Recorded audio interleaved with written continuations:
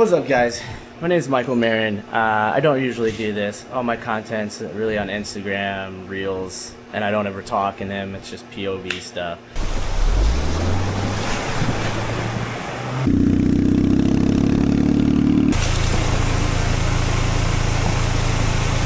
But I wanted to mess around with this, try it out. So I want to talk about some things that happened last week and some things that are going to be happening next week. This is my 2026 Toyota Land Cruiser. We took it on our first big adventure about a week and a half ago over in Tennessee. And for reference, I'm out in Charlotte, North Carolina. So we rode out around Tennessee and more western North Carolina, like Appalachian Mountains and whatnot. We did some overlanding, some way more intense off-roading than I was expecting, and we did some dispersed camping. It was a blast, but we had some lessons learned from that.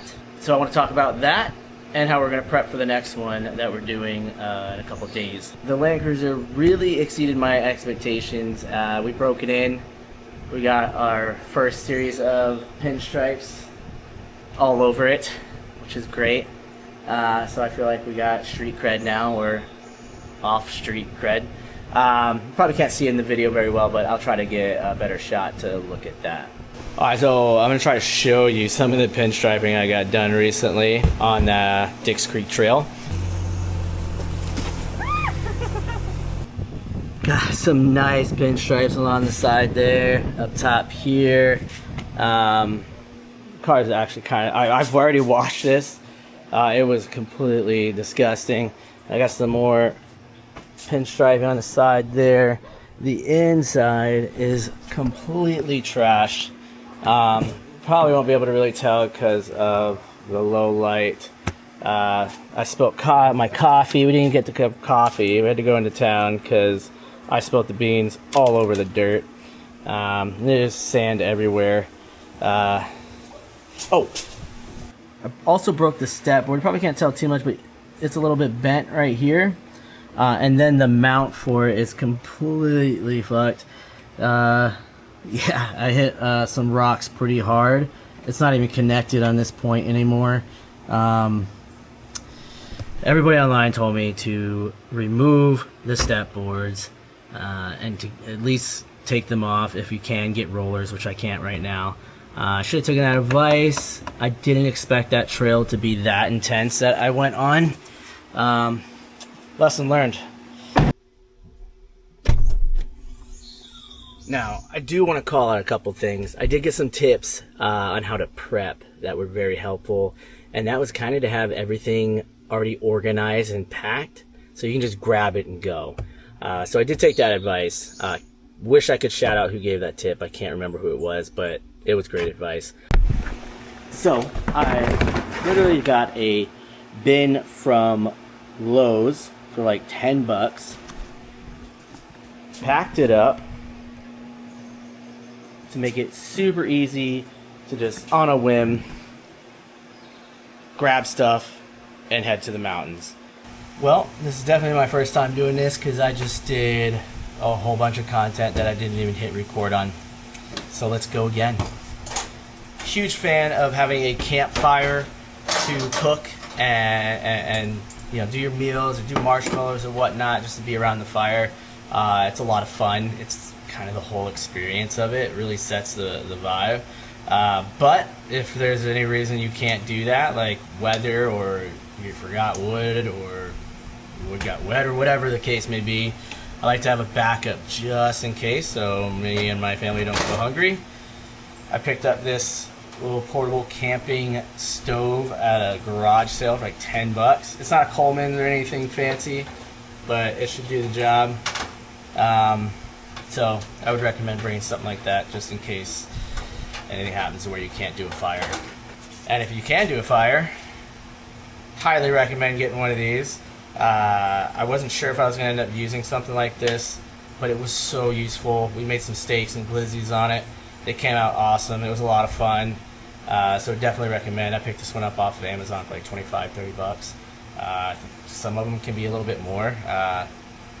You don't need anything fancy. Keep it simple. and I would recommend bringing firewood. I brought like just under one bundle of wood, you know, like the ones you can get at the grocery store, like $10. I wish I would have brought 2 bundles. We ran out of wood pretty quick. We weren't able to make breakfast the next morning because we didn't have enough wood. There was some wood at the site too, but everything was wet. So definitely bring more wood. And also an axe, so you can chop up the wood, split it up smaller, it burns a little bit easier, you can set your fire easier. You don't need anything crazy. I think I got this one off of like Lowe's for like $15-20. I feel like when you're getting into overlanding, you feel like you gotta buy all this stuff. You don't fall into that trap. You don't need these crazy fancy axes and all that BS. Just keep it simple. It gets the job done. That's all you need. And of course, you bring in the stove just in case you can't have a fire or whatever the case may be. Make sure you bring the propane. I also bring fire starters. They got me with an Instagram ad. Looked pretty cool, and they actually worked really well, so I would recommend them. Blackbeard waterproof fire starters. Pretty easy to use, and they worked great. So, a couple tips about dispersed camping. This was our very first time doing it, and there was a handful of spots. The one that we wanted on top of the mountain got taken up right before we got there, so we had to go find another spot. I found a spot kind of covered up in trees a little bit more, but that spot was kind of a little bit messy, so I wanted to go a little bit further into the woods, and we actually found a really small trail that we managed to get through, and we found a nice even area. It already had a fire ring, but it was kind of deep into the woods at this point. We had complete tree coverage, which was great during the day because it was really hot. We were under a heat advisory. I think we're in the high 90s that night, which sucked. But what kind of didn't work out with that spot is it was kind of cool in the day, but at night there was no light from the stars or the moon and no wind movement. It was just dead air. And for light, all we brought was this guy, which is not bad. It did okay. But as far as like walking around and whatnot, we just had to use our lights from our phones, and it was kind of a pain. And I did get recommended some lights, some camp lights.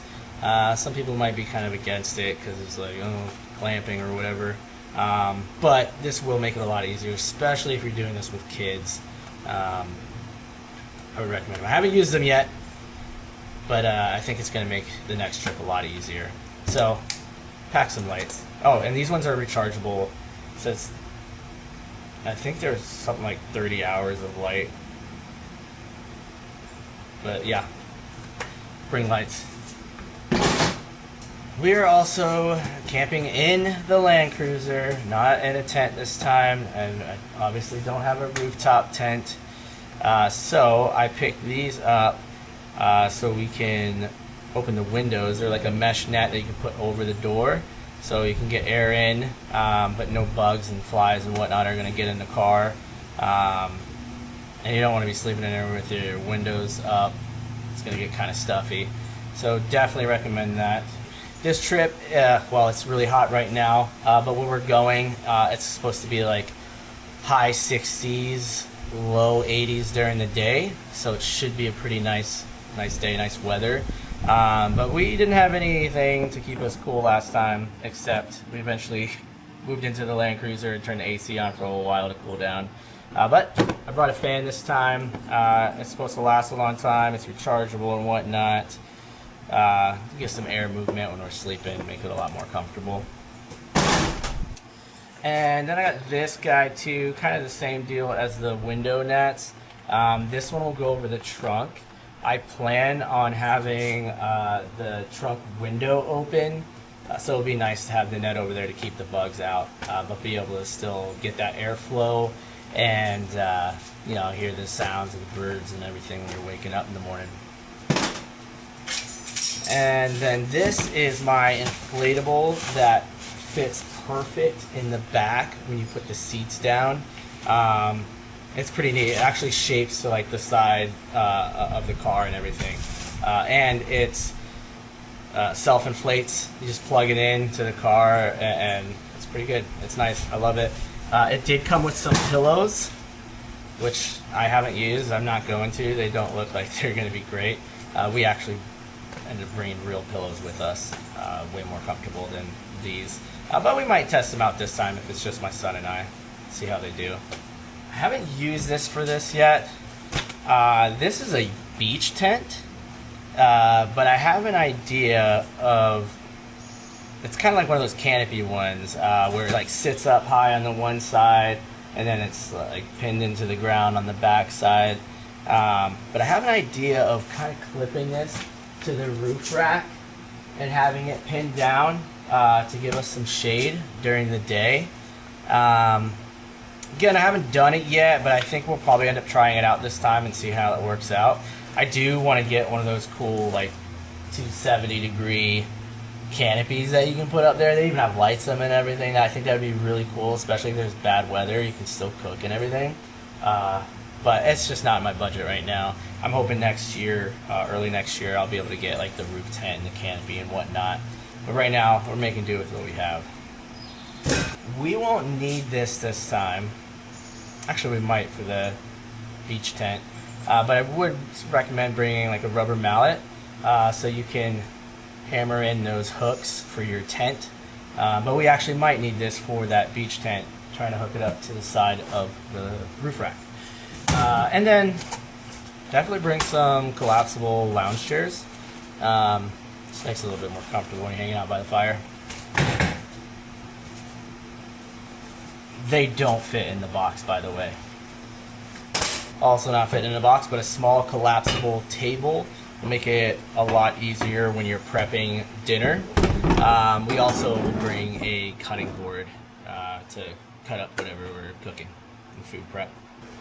If we're taking the tent, I got 2 inflatables that we throw in there. Kind of our game plan right now is 2 of us will sleep in the tent, 2 of us will sleep in the car.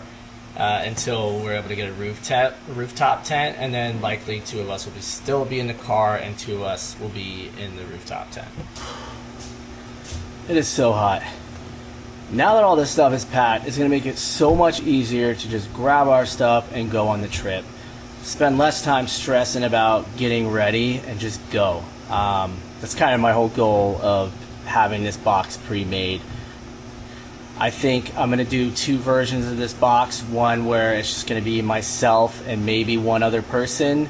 And then another box for the full family. We'll have the tent and whatnot with it. So let's go ahead and load it up. Yeah, so here's the deal. I don't really ever do videos like this. All my content's just on Instagram, making POV videos of riding on the bike.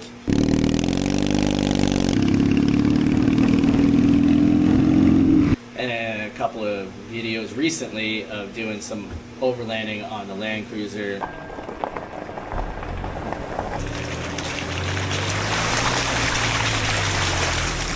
Because that's all new to me. I've always done photography in the past I won't say always, but I've done photography for a while now. And I love doing motorcycle, car photography, and adventure stuff. That's where I have a lot of fun. But I've always wanted to dabble in making videos and that kind of content. So I'm going to start messing around with it and see where it goes. If you got this far in a video, I really appreciate you taking the time to watch. Would really appreciate it if you subscribe, and if you like the video, of course, hit the like button. A lot of my content's going to be geared around motorcycle riding with some overlanding, some gear stuff, so stuff like that, but mostly motorcycle content. So yeah, I appreciate you guys taking the time to check it out. Now this is an easier portion of Dick's Creek Trail. We've already gone through the creek. Unfortunately, a lot of the recording I did was all for Instagram, so everything's vertical, and I only did a small portion of it in landscape. Now this part of the trail, like the first half of it, wasn't too bad. It was beautiful though, a lot of mushrooms growing everywhere, and it was just really cool seeing it. We felt like we were on a safari or something. Unfortunately, the second half of the trail is where it got really way more challenging, but I don't have any video at that point because my batteries on all my gear was kind of already running out, and I'm using the Action 6, and I was only using the internal data or internal memory of the device, and didn't have a card in there yet, so I didn't have much space to make a lot of content. And when we got to that point, it was already full. But yeah, the rest of this trail, the rest of the video of this trail is pretty chill. It's beautiful. I would recommend it. Just, you know, that second half is pretty intense, and I would try to time it to where they didn't have a bunch of rain.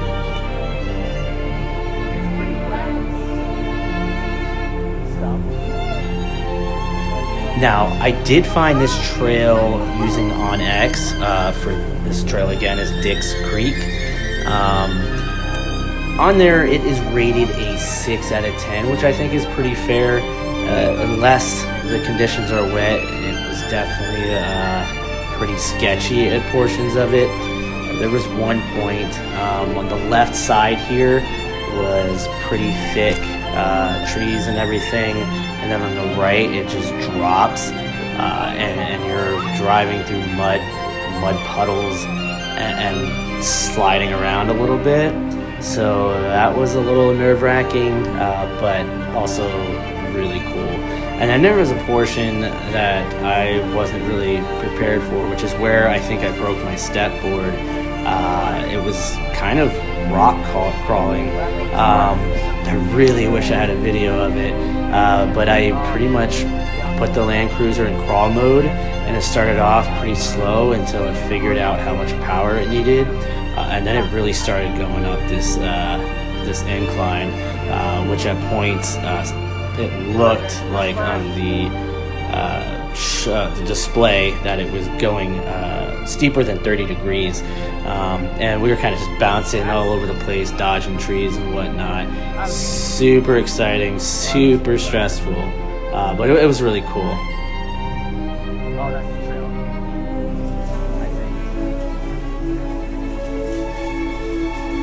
Now this is not where we dispersed camp. We found another fairly easy trail that we did. I can't remember the name of it, but it was a pretty easy trail. I think it was rated like a 1 or a 2. Anyways, there is some dispersed camping sites on this trail. Not a lot, and they were really small.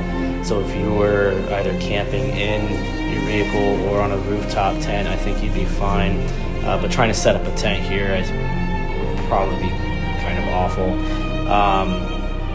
I personally probably wouldn't camp out here. There was a ton of insects everywhere, spiders and all that. It's pretty deep into the woods. It is very dense. Tons of mosquitoes and all that kind of stuff.